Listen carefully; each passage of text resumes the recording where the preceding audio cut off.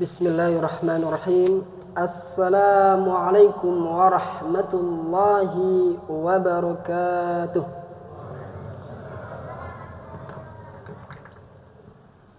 Alhamdulillah. Alhamdulillahi rabbil alamin. Allahumma salli wa sallim wa barik ala Muhammadin wa ala alihi wa ashabihi ajma'in. Allahumma inna na'udzu bika min 'ilmin la yanfa' wa min qalbin la yakhsha wa min nafsin la tashba' wa min da'watin la yustajabu laha. Allahumma faqihna fid din wa 'allimna at-ta'wil. Jamaah Masjid Baitul Muttaqin, leres nggih? Jamaah Masjid Baitul Muttaqin, jamaah salat gerhana bulan atau kita sebut dengan salat khusyuf ya.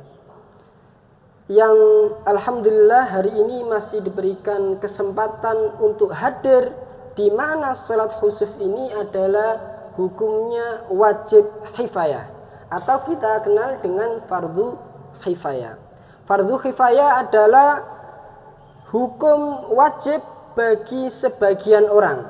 Ketika di sebuah daerah, katakanlah di Keputih, ada gerhana matahari atau bulan, namun di Keputih tidak ada satupun orang yang sholat gerhana, maka seluruh warga Keputih yang beragama Islam mendapatkan dosa. Akan tetapi kalau warga Keputih hanya sebagian saja melakukan sholat gerhana, maka seluruh warga Keputih yang beragama Islam sudah gugur akan sebuah kewajibannya. Jamaah sidang sholat gerhana atau sholat khusyuf yang dirahmati oleh Allah. Mas, kenapa sih kok kita harus sholat gerhana? Bukannya kalau kita sholat maghrib ya sholat maghrib saja. Ngapain sholat gerhana? Toh kejadian alam ya kejadian alam biasa. Toh kejadian alam sekali lagi adalah kejadian alam biasa. Kenapa kita sholat gerhana? Ingat bahwasannya kalau ngomong ibadah, khususnya ibadah mahdhah, selagi ada dasar, ada dalil, maka kita lakukan. Karena ibadah sholat gerhana ini ada dalil atau ada dasar yang memerintahkan terkait sholat itu, maka kita memiliki kewajiban untuk melakukan sholat gerhana. Dikatakan dari Aisyah radhiyallahu an, ya, pada suatu hari terjadi gerhana matahari. Setelah terjadi gerhana matahari, Rasulullah SAW menyerukan as-sholatu jami'ah. Setelah itu sholat, dan setelah sholat khutbah, ya, di mana Rasulullah mengajak para jamaahnya ketika terjadi gerhana itu untuk memperbanyak berzikir, memperbanyak berdoa, memperbanyak takbir, untuk sholat ya, dan untuk memperbanyak sedekah. Dalam riwayat lain juga dikatakan bahwasannya sesungguhnya sholat gerhana, sesungguhnya terjadinya gerhana matahari dan bulan itu merupakan salah satu tanda di antara tanda-tanda kebesaran Allah. Maka ketika gerhana telah datang, maka lakukanlah sholat dan juga lakukan seperti yang dikatakan di atas pertama tadi, yaitu memperbanyak takbir, memperbanyak zikir, doa ya, dan bersedekah. Jamaah sholat gerhana yang dirahmati oleh Allah. Mungkin kita mengenal bahwasannya kalau di Jawa itu gerhana itu ada apa biasanya? Kalau di Jawa, kalau orang-orang dulu mengatakan bahwasannya ketika terjadi gerhana itu tandanya ada batara kala, makan apa? Makan apa?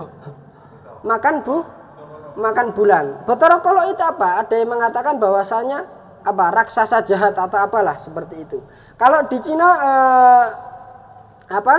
bahwasannya terjadi gerhana itu karena apa? Karena naga apa? Naga langit sedang apa? Sedang kurang lebih demikian ya, sehingga mengeluarkan ada darahnya seperti itu ya. Kalau di Jepang apa? Kalau di Jepang Kalau di Jepang itu ketika terjadi gerhana itu mereka mengatakan bahwasannya apa? Racun-racun telah turun di bumi, seperti itu.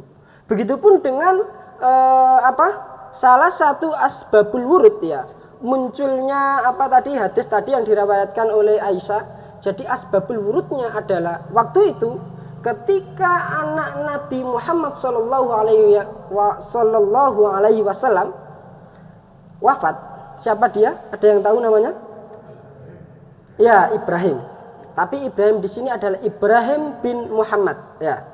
Jadi ketika anak Nabi Muhammad yang laki-laki, Ibrahim bin Muhammad itu meninggal dunia, waktu itu terjadi gerhana matahari.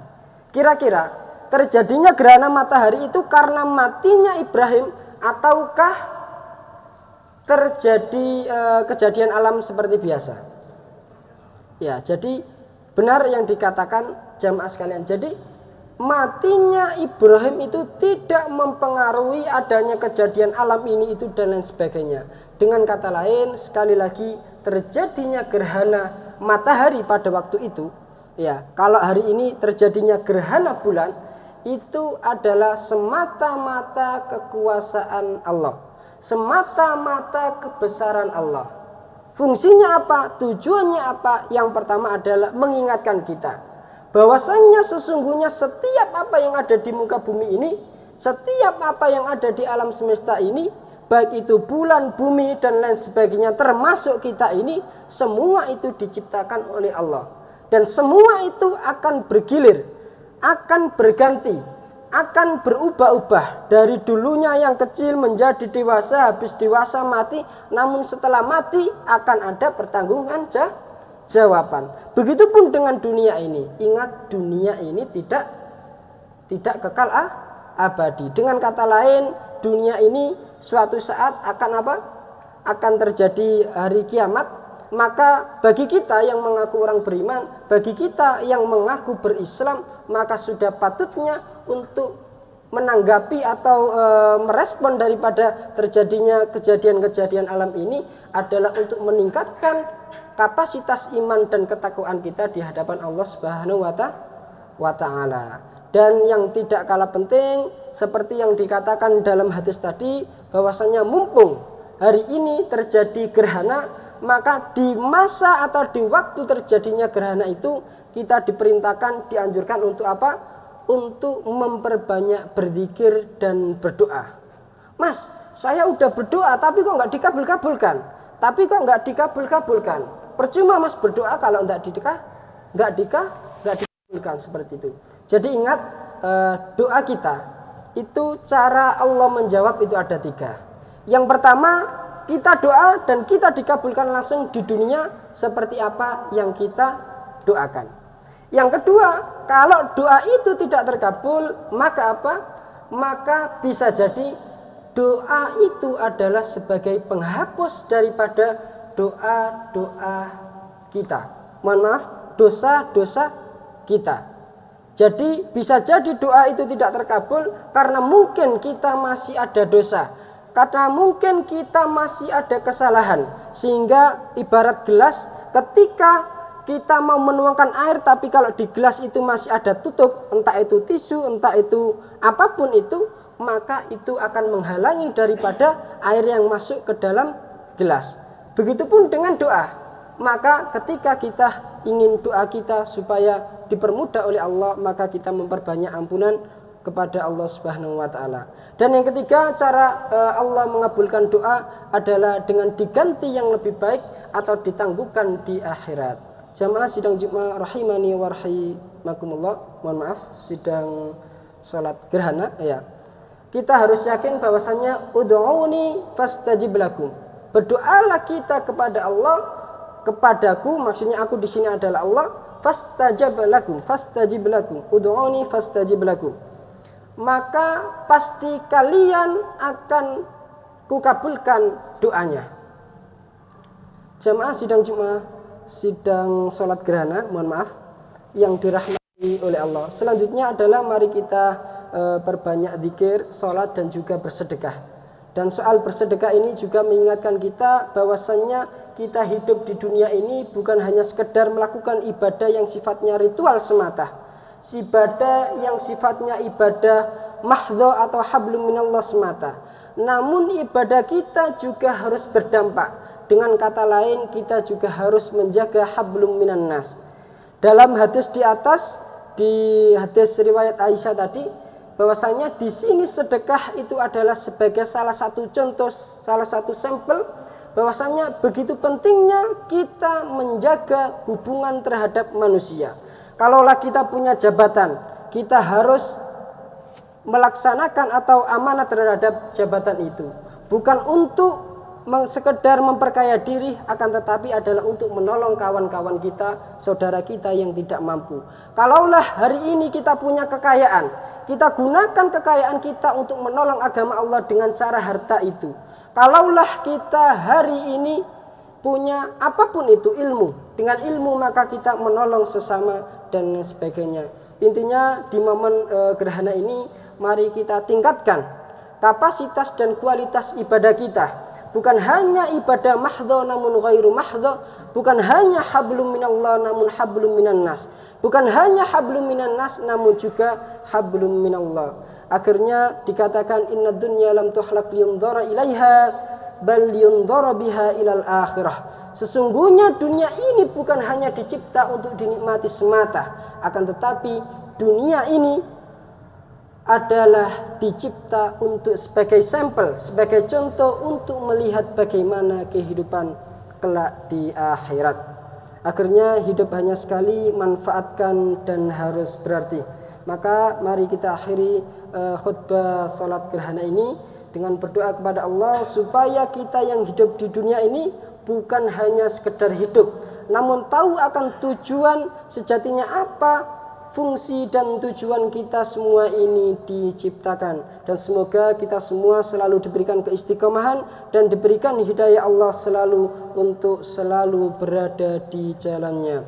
Alhamdulillahirabbil alamin. Allahumma fir lil muslimina wal muslimat wal mu'minina wal mu'minat al ahya'i minhum wal amwat innaka sami'un qaribun mujibu da'wat ya qadiyal hajat. Tawaffana musliman walhiqna bis salihin. Allahumma arinal haqqa haqqan warzuqna ittiba'ah wa arinal batila batila warzuqna ijtinaba. Allahumma inna na'udzubika min 'ilmin la yanfa' wa min qalbin la yakhsha wa min nafsin la tashba' wa min da'watin la yustajabu laha. Allahumma inna nas'aluka 'ilman nafi'an wa rizqan tayyiban wa 'amalan mutaqabbala. Rabbana atina fid dunya hasanah wa fil akhirati hasanah walhamdulillahi rabbil alamin. Akhirnya assalamualaikum warahmatullahi wabarakatuh.